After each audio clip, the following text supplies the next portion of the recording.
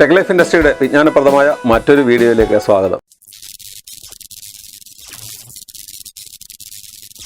Tech life industry. ഇന്ന് നമ്മൾ കാണാൻ പോകുന്നത് UAE ഉണ്ടാക്കിയിരിക്കുന്ന 5 ടണലുകൾ, അതായത് മല തുരന്നുണ്ടാക്കിയിരിക്കുന്ന 5 ടണലുകളെ കുറിച്ചാണ്.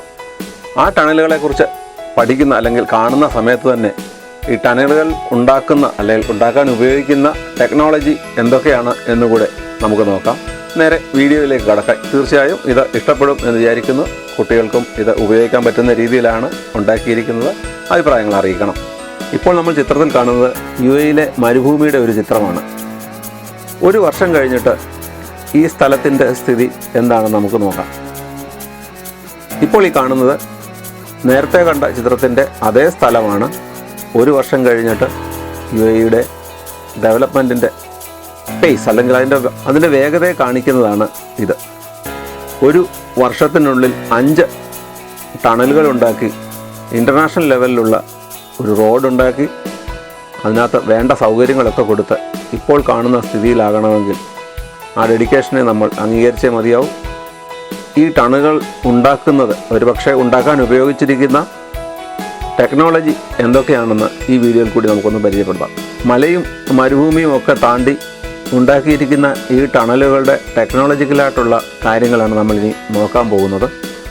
ആദ്യകാലങ്ങളിൽ ടണൽ ഉണ്ടാക്കിയിരുന്നത് കട്ട് ആൻഡ് കവർ എന്ന ടെക്നോളജി ആയിരുന്നു. ഇപ്പോൾ നമ്മൾ സ്ക്രീനിൽ കാണുന്ന ഈ വീഡിയോ അതിനെ മനസ്സിലാക്കി തരുന്നതാണ്. ഒരു പ്രത്യേക ഭാഗം കവറപ്പ് ചെയ്തുകൊണ്ട് കെട്ടി വളച്ച് വെച്ചിട്ട് അവിടെ കുഴിയെടുക്കുകയും കുഴിയുടെ 2 ഭാഗവും ബലപ്പെടുത്തുകയും കോൺക്രീറ്റ് കൊണ്ട് ബലപ്പെടുത്തുകയും ചെയ്തിട്ട് താഴത്തെ ഭാഗം റോഡിന് പരുവമാകുന്ന രീതിയിൽ ഉറപ്പിക്കുകയും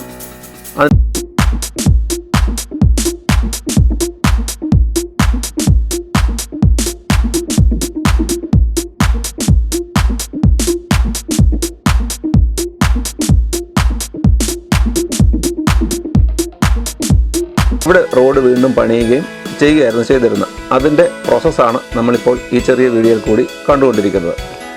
ഇതിന് അഡ്വാൻറ്റേജിനേക്കാൾ കൂടുതൽ ഡിസഡ്വാൻറ്റേജ് ആയിരുന്നു ഉണ്ടായിരുന്നത്.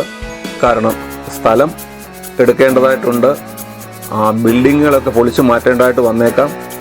ഒത്തിരി നാൾ പല ക്ലസ്റ്ററുകളായിട്ട് ഈ സ്ഥലങ്ങൾ ഏറ്റെടുത്ത് കുഴിക്കുകയും കുഴി തീർന്ന് ഇത്രയും പ്രോസസ്സ് കഴിയുന്നത് വരെ അത്രയും ഭാഗം കവർ ചെയ്ത് അല്ലെങ്കിൽ ഉപയോഗിക്കാൻ പറ്റാത്ത രീതിയിൽ ആക്കി വെക്കുകയും ചെയ്യുക എന്നൊരു വലിയ ദുഷ്കരമായ സംഭവം ഉണ്ടായിരുന്നു.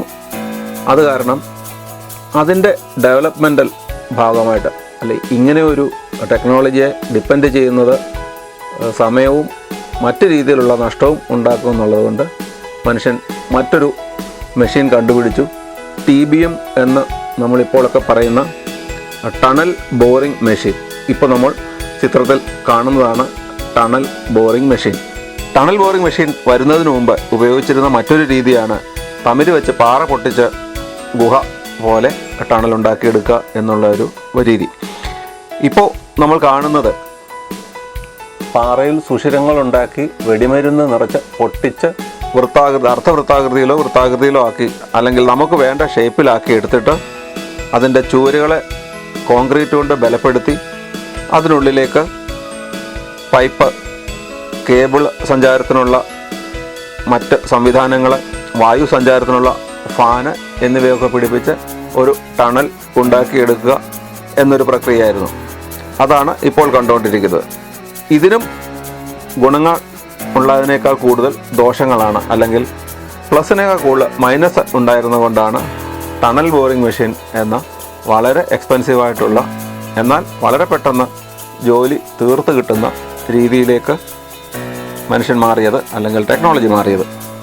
ഇപ്പോൾ നമ്മൾ കണ്ടതും ഇനി കാണാൻ പോകുന്നതുമായ ടണലുകൾ ഉണ്ടാക്കിയത് ഉൾപ്പെടെ ഇന്ത്യയിലെ കാശ്മീരിലെ ഏറ്റവും വലിയ ടണൽ ഉണ്ടാക്കിയ സമയത്തും ഇങ്ങനെ തമിര് വെച്ച് വെടിമരുന്ന് കൊണ്ട് പാറ പൊട്ടിച്ച് സൈഡ് ബലപ്പെടുത്തി ചുവരുകൾ ഉണ്ടാക്കി തുരങ്കം നിർമ്മിച്ച പ്രക്രിയ നടത്തിയിട്ടുണ്ട്. ടണൽ ബോറിംഗ് മെഷീനുകളിൽ 2 ടൈപ്പ് ബോറിംഗ് മെഷീനുകളുണ്ട്. ഒന്ന് സോഫ്റ്റ് ഗ്രൗണ്ട് TBM എന്ന് പറയുന്ന കനം കുറഞ്ഞ അല്ലെങ്കിൽ മൃദുവാർന്ന തുരങ്കങ്ങൾ ഉണ്ടാക്കാൻ അല്ലെ സ്ഥലത്തുകൂടി തുരങ്കങ്ങൾ ഉണ്ടാക്കാനുള്ള സോഫ്റ്റ് ഗ്രൗണ്ട് TBM ഉണ്ട്. പിന്നെയുള്ളത് ഹാർഡ് റോക്ക് TBM ആണ്. പാറ പൊട്ടിച്ച് അല്ലെങ്കിൽ കട്ടി കൂടിയ പ്രതലത്തിൽ കൂടി തുരങ്കമുണ്ടാക്കാൻ വേണ്ട TBM ഉണ്ട്. ഇതിൻ്റെ തമ്മിലുള്ള വ്യത്യാസം, സോഫ്റ്റ് ഗ്രൗണ്ട് TBMൽ 7 ബാർ പ്രഷർ വരെയാണ്. പ്രഷറിൻ്റെ ഒരു അളവ് പോലാണ് ബാർ എന്ന് പറയുന്നത്, എല്ലാവർക്കും അറിയാമെന്ന് വിചാരിക്കുന്നു. 7 ബാർ പ്രഷർ വരെയാണ് സോഫ്റ്റ് ഗ്രൗണ്ട് TBMൽ ഉപയോഗിക്കുന്നത്. അതിന് മുകളിലുള്ളത് ഹാർഡ് റോക്ക് TBM ആയിട്ടാണ്, അല്ലെങ്കിൽ ആ ഭാഗത്ത് ഹാർഡ് റോക്ക് TBM ആണ് ഉപയോഗിക്കുന്നത്. ഇതിൻ്റെ രണ്ടിൻ്റെയും പ്രവർത്തന രീതി ഒന്നാണെങ്കിലും സോഫ്റ്റ് ഗ്രൗണ്ട് TBM ഉപയോഗിക്കുമ്പോൾ അതിൻ്റെ വശങ്ങളിൽ ഉപയോഗിക്കുന്നത് EPB എന്ന അല്ലെങ്കിൽ എർത്ത് പ്രഷർ ബാലൻസ് എന്ന മെക്കാനിസം ഉപയോഗിച്ചാണ് ഇത് സൈഡ് അതിൻ്റെ വശങ്ങളിൽ റീഇൻഫോഴ്സ് ചെയ്ത് ബലപ്പെടുത്തി അവിടെ ഹൈഡ്രോളിക് സംവിധാനം ഉപയോഗിച്ച് മുന്നോട്ട് അട്ട നീങ്ങുന്ന പോലെ തള്ളി നീങ്ങുകയാണ് അതിൻ്റെ ഒരു പ്രവർത്തന ശൈലി. തുരക്കുന്നതിനനുസരിച്ച് അല്ലെങ്കിൽ തുരന്ന് മാറുന്നതിനനുസരിച്ച് ഈ മെഷീൻ്റെ ഒരു ഭാഗവും മുന്നോട്ട് നീങ്ങേണ്ടതായിട്ടുണ്ട്. അങ്ങനെ ചെയ്യുന്നതാണ് ഈ സോഫ്റ്റ് ഗ്രൗണ്ട് TBMൽ അനുവർത്തിച്ച് പോരുന്ന ഒരു രീതി. ഇനിയുള്ളത് ഹാർഡ് റോക്ക് TBM ആണ്. നേരത്തെ പറഞ്ഞ 7 ബാർ പ്രഷറിൽ കൂടുതൽ ഉപയോഗിച്ച് തുരങ്കമുണ്ടാക്കേണ്ട സ്ഥലത്ത്, പാറ പൊട്ടിക്കേണ്ട സ്ഥലത്ത് ഹാർഡ് റോക്ക് TBM ആണ് ഉപയോഗിക്കുന്നത്. ഈ TBMൻ്റെ ഒക്കെ ഏറ്റവും മുൻവശത്തുള്ള ഒരു ബ്ലേഡ്, അതല്ലെങ്കിൽ പാറയെ തുരന്നു പോകുന്ന ആ കട്ടിംഗ് സിസ്റ്റം ഉണ്ടാക്കിയിരിക്കുന്നത് ടങ്സ്റ്റൺ കാർബൈഡ് എന്ന ലോഹ കൂട്ടുകൊണ്ടാണ്. ഏറ്റവും കട്ടി കൂടിയ വസ്തുക്കളിൽ ഒന്നാണ് ഭൂമിയിൽ ഈ ടങ്സ്റ്റൺ കാർബൈഡ് എന്ന് പറയുന്നത്. നമുക്കറിയാം പാറ പൊടിക്കണമെങ്കിൽ എന്തുമാത്രം പ്രഷർ അല്ലെങ്കിൽ മൂർച്ച അല്ലെങ്കിൽ കട്ടി വേണം എന്നുള്ളത്. ഈ മെഷീനുകളുടെ ഒക്കെ തന്നെ 3-4 പ്രധാനപ്പെട്ട ഭാഗങ്ങളുണ്ട്. അതിലൊന്നാണ് ത്രസ്റ്റ് സിസ്റ്റം, രണ്ടാമത്തേത് ട്രെയിലിംഗ് സപ്പോർട്ട്, അതിൻ്റെ കൺട്രോൾ സിസ്റ്റം, പിന്നെ കൺവെയർ സിസ്റ്റം ഉൾപ്പെടുന്ന ഓഗർ സിസ്റ്റം ഉൾപ്പെടുന്ന വേസ്റ്റ് മാനേജ്മെൻറ്റ് ഭാഗം, പിന്നെയുള്ളത് ഈ ഹാർഡ് റോക്ക് TBMൻ്റെ ഗ്രിപ്പർ സിസ്റ്റം എന്ന മൂവിങ് സിസ്റ്റം, അതായത് അതിനെ മുന്നോട്ട് തള്ളി നീക്കുന്ന പ്രക്രിയ.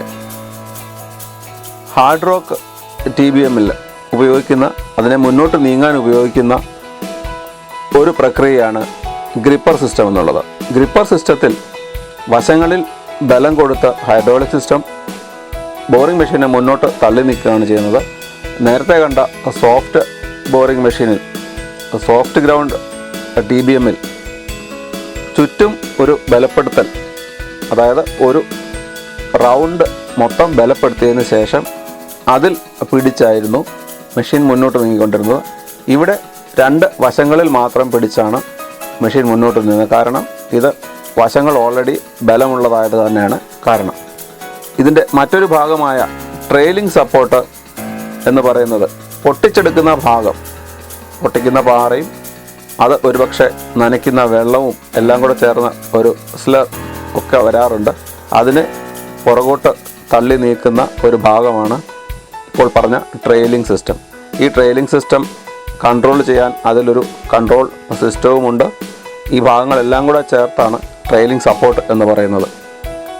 റൊട്ടേറ്റിംഗ് ബ്ലേഡ് കൊണ്ട് പാറ പൊട്ടിച്ച് മുന്നോട്ട് പോകുമ്പോൾ മുന്നോട്ട് പോയ ഭാഗങ്ങൾ അല്ലെങ്കിൽ തുറന്ന ഭാഗങ്ങൾ താഴേക്ക് വീഴാനും തുറന്ന ഭാഗങ്ങൾ അടഞ്ഞു പോകാനുമുള്ള സാധ്യതയുണ്ട്. അങ്ങനെയുള്ള സാധ്യത ഇല്ലാതാക്കുന്നതിന് നമ്മൾ കിണറിനുള്ളിലൊക്കെ കാണുന്ന റിങ് പോലുള്ള സാധനം പാർട്ടായിട്ട് കൊണ്ടുവന്ന് ഒരു ലോക്കിംഗ് സിസ്റ്റം ഉപയോഗിച്ച് ഇതിനെ ഒരു പൈപ്പിൻ്റെ രൂപത്തിലാക്കി ആദ്യം സേഫ് ആക്കുന്നു. അതിനുള്ളിൽ കൂടെയാണ് ഈ ട്രെയിലിംഗ് സപ്പോർട്ട് സിസ്റ്റം ഉപയോഗിച്ച് TBM മുന്നോട്ട് നീങ്ങുന്നത്. മുന്നോട്ട് നീങ്ങുന്നതനുസരിച്ച് മുന്നിലെ പാറ പൊട്ടുകയും അതിനുള്ളിലെ പൊട്ടിയ ഭാഗം വെളിയിലേക്ക് തള്ളുകയും വീണ്ടും ഈ പറയുന്ന റിങ് പിടിപ്പിച്ച് വീണ്ടും മുന്നോട്ട് നീങ്ങുക എന്നതാണ് ഒരു പ്രക്രിയ. ഇങ്ങനെ ബോറിംഗ് മെഷീനും പാറ പൊട്ടിച്ചുമൊക്കെ ടണൽ പൂർത്തിയായി കഴിയുമ്പോൾ പിന്നെ അതിനെ മോടി പിടിപ്പിക്കുന്ന ഭാഗമാണ് അവശേഷിക്കുന്നത്. റോഡാണെങ്കിൽ ടാറിട്ട് അല്ലെ ടർമാക്കിട്ട് റോഡ് ഉണ്ടാക്കി റോഡ് മാർക്കിംഗ് ഒക്കെ ചെയ്ത് ഇലക്ട്രിക്കൽ കേബിളിങ്, ലൈറ്റിംഗ് സിസ്റ്റം, മഴവെള്ളം വന്നാൽ തടസ്സമുണ്ടാകാതിരിക്കാനുള്ള ഡ്രെയിനേജ് സിസ്റ്റം, വളരെ നീളം കൂടിയ ടണലാകുമ്പോൾ വായു മലിനീകരണം ഉണ്ടാകാം, പുക നിറയാം. അങ്ങനെ ആ പുകയെ വെളിയിലേക്ക് തള്ളി ശുദ്ധവായു നിറയ്ക്കുന്നതിനായുള്ള എക്സോസ്റ്റ് സിസ്റ്റം ഇങ്ങനെയൊക്കെ ചെയ്ത് എമർജൻസി എക്സിറ്റ്, എന്തെങ്കിലും പ്രശ്നമുണ്ടായാൽ ഒരു ടണൽ അടഞ്ഞാൽ മറ്റു വശത്തെ ടണലിലേക്ക് രക്ഷപ്പെടാനുള്ള എമർജൻസി എക്സിറ്റ് ഉൾപ്പെടെയുള്ള എല്ലാം ഉണ്ടാക്കി ഈ 5 ടണലുകൾ ഒരു വർഷത്തിനുള്ളിൽ ചെയ്ത ആ ഡെഡിക്കേഷനെ നമ്മൾ അംഗീകരിക്കേണ്ടതാണ്. ഇനി നമുക്ക് ഈ 5 ടണലിൽ കൂടെ വളരെ പെട്ടെന്ന് ഒരു സഞ്ചാരം നടത്തി വെളിയിലേക്ക് വരാം.